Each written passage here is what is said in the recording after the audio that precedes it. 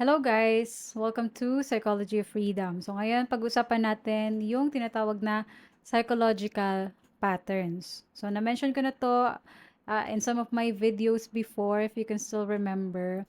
Pero hindi pa ako nag-delve deeper into it. So now, mas iintindihin natin or mas malalaman natin kung ano ba talaga yung mga psychological patterns. So, para i-explain kung ano yung psychological pattern, I think it's better to give you an example and to know kung saan ba siya nag-ugat para mas madaling maintindihan. So, one example would be yung pattern of being a fighter. So, syempre, if you've been following this channel for a period of time, alam natin na yung mga issues natin in adulthood almost always is nag-root or nagmula sa childhood natin. Hindi lang tayo aware. So, yung pattern of being a fighter, pwedeng in your childhood, puro away, puro paninigaw, shame, and violence yung na-experience mo. So, quite naturally, if hindi mo na-process yung mga yon, syempre, di ba, bata ka pa, paano mo naman pa-process yun? So, if hindi mo na-process yung pain and trauma na yon, i-recreate mo yan in your adulthood. You might not be aware, pero i-recreate mo yan. Kasi embedded na sa brain natin na this is how relationship works. Natutunan ng brain mo from the childhood experience na every time may conflict, walang peaceful talk, walang compromise, walang understanding, walang communication. Ang meron lang, anger. 'Di ba? Yan lang kasi yung tool mo.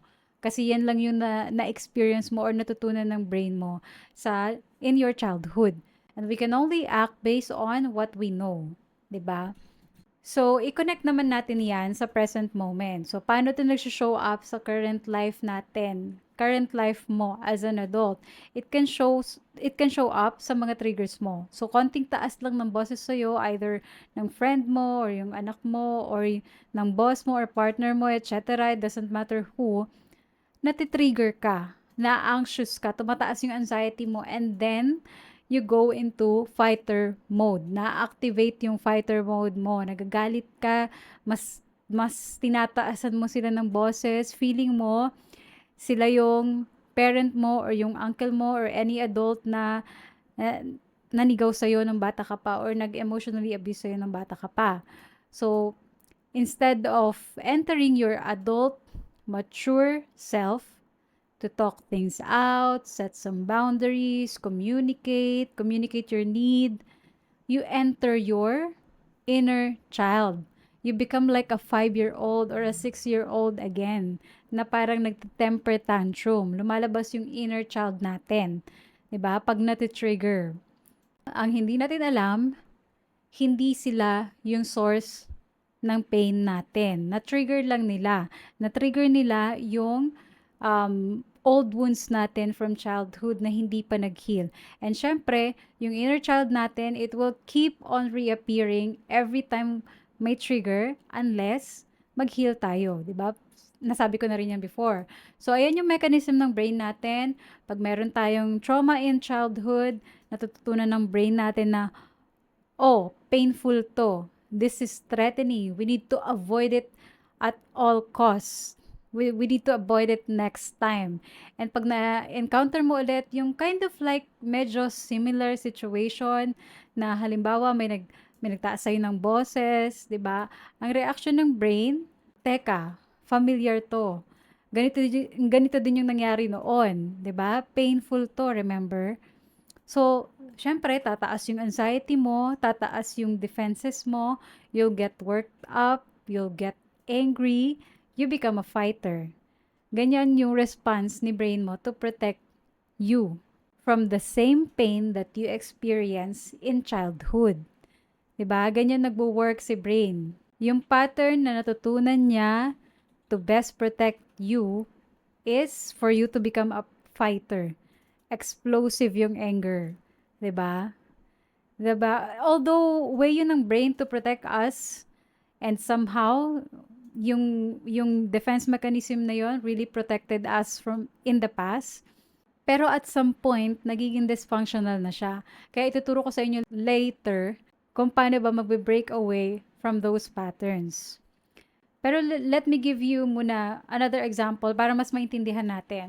So another type of pattern is being avoidant. So kung yung una, confrontational, you fight back, you scream back, eto namang avoidant is the opposite. So let's say, same dun sa nauna, di ba? Meron kang adult in your life or parents who are emotionally abusive, chaotic, very dominant type of parents, paano naman yun mag-show up in your adult life? So every time na makaka-encounter ka ng conflict either with a partner or sa workplace or anywhere, tumataas yung anxiety mo, you don't feel safe, you feel threatened, natatakot ka, feeling mo, you're reliving your chaotic past na may awayan, sigawan, nung bata ka pa, so you freeze. And dahil hindi mo ma-tolerate yung conflict, you run away, you hide, and you flee.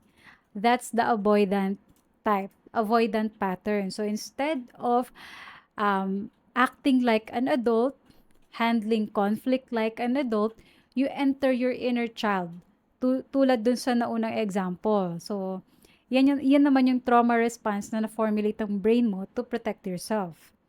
'Di ba? Another common pattern is yung people pleaser type. Nung bata ka pa, naka-experience ka ng very painful na rejection from your parents or from other people or from other adults in your life when you were a child.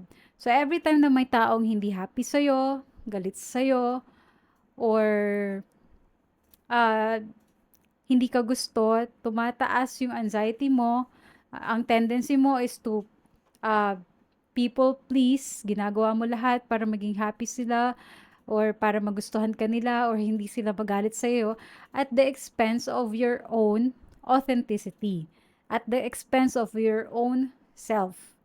'Di ba? Na kahit na ma-take advantage ka, it doesn't matter as long as hindi ka nila i-reject. So that's the people pleaser pattern. Kasi hindi mo kayang i-tolerate yung rejection. So, these are some of the examples of different patterns. Marami pa yan.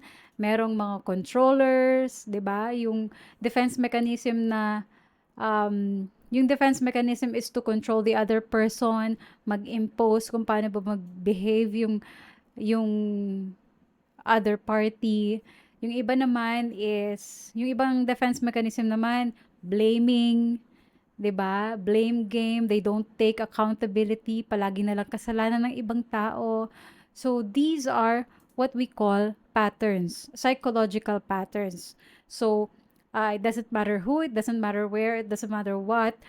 Same emotional reaction, same thought process, same behavior, same response. Ayun nga, kahit nga iba yung scenario, iba yung mga taong involved. And these patterns are dysfunctional. Ibig sabihin, it's not working, it's not useful, and we will keep on using these patterns unless we work on our healing. So, paano ba tayo makakawala sa mga patterns na to? That's the question, di ba? Una, kailangan nating maging aware. Palagi na lang to, 'di ba? Awareness, 'di ba? Kasi how could you break away from a pattern that you're not even aware of, 'di ba? So, paano tayo magiging aware? Kailangan makinig tayo sa mga triggers natin. Lagi ko sinasabi, yung trigger natin, yan yung compass natin. 'Di ba? Nagagalit tayo sa mga taong naka-trigger sa atin, pero ang hindi natin alam, dahil sa kanila, nadi-discover natin yung mga unresolved wounds natin from childhood. Dahil sa kanila, nadi-discover natin kung ano pa yung part of our selves, of our past na hindi pa nag-heal. And dahil nga na-discover natin yung mga yon, may chance tayo to heal them. 'Di ba? So, we need to thank our triggers.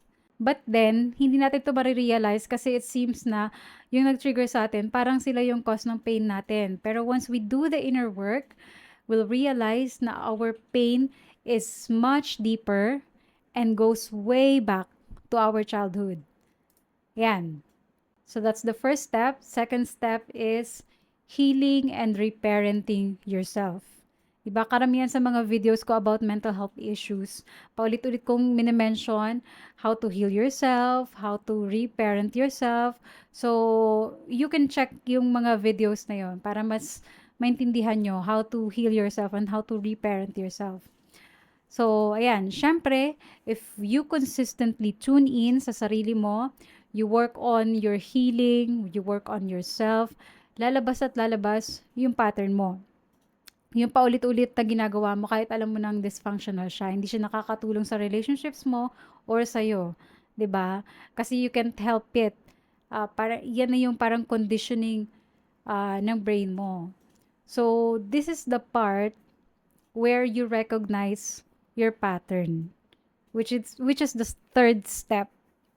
You have to recognize your patterns. And last but not the least, kailangan ma-realize natin na yung mga patterns na yon, natutunan lang ni brain in order for us to survive, to protect us from pain. And the good thing is, we can unlearn and relearn everything. Pwedeng ma-override yung mga past learnings natin sa brain natin with new learnings. Paano? 'Di ba? 'Di ba na-recognize mo na yung patterns mo? Ang gawin mo, you do the opposite of your patterns. So kung dati, kailangan mong maging fighter, kailangan mong manigaw, kailangan mong mag-dominate, this time you do the opposite. You stay calm and centered kahit na tumataas yung anxiety mo. So, and another example, di ba? Kung dati, avoidant ka, you run away from conflict. This time, you try to face the conflict head on, 'di ba? In spite of your anxiety rising. Or kung dati people pleaser ka, this time pigilan mo yung sarili mo na mag-people please. So, kapag ginawa natin yung mga opposite ng patterns natin in spite of our anxiety, of our uncomfortable feeling, nare-realize ng brain natin na, oh, katulad ng sinabi ko sa video ko about anxiety na hindi naman pala 'to life-threatening. I'm not gonna die just because someone is not happy with me, or I'm not gonna die if I face the conflict, or I'm not gonna die if may magtaas ng boses sa akin konti, 'di ba? Nare-realize ng brain natin na we are safe. And yung taas ng anxiety natin is not really warranted. Yan.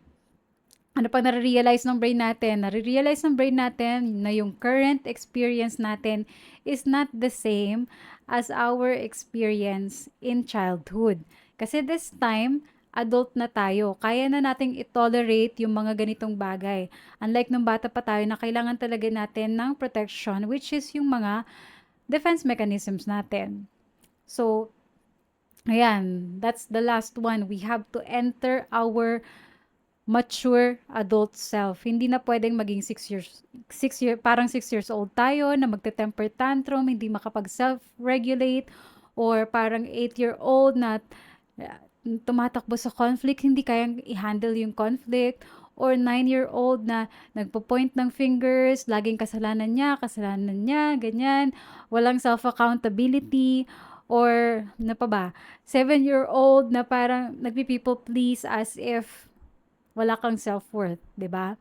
So kita mo, we are adults, we talk eloquently, may trabaho tayo, we pay our bills, we can organize ourselves, pero deep down, deep within, we are still children. We are still temper tantruming children. So in order to break our patterns, we need to enter yung power natin. Kasi hindi na tayo powerless, unlike nung mga bata pa tayo. Hindi na tayo laging victim ng paligid natin. We need to enter our adult self kasi yan yung kailangan ng inner child natin. So we handle our present moment problems like an adult, and we don't give our power away to other people, to the actions of other people. So ayan, I hope mas klaro na yung definition ng psychological patterns. All of us are a pattern, hindi lang tayo aware, and we don't have just one pattern, but we have multiple patterns. And if we're willing to look in the mirror, that will make all the difference. So to end this video, I'd like to leave you with this quote by Albert Einstein. Sabi niya, 'di ba? Insanity is doing the same thing over and over again and expecting different results. So that is the best description of our patterns. So ayan, I hope may natutunan kayo. Thank you for listening and watching, and see you sa next video.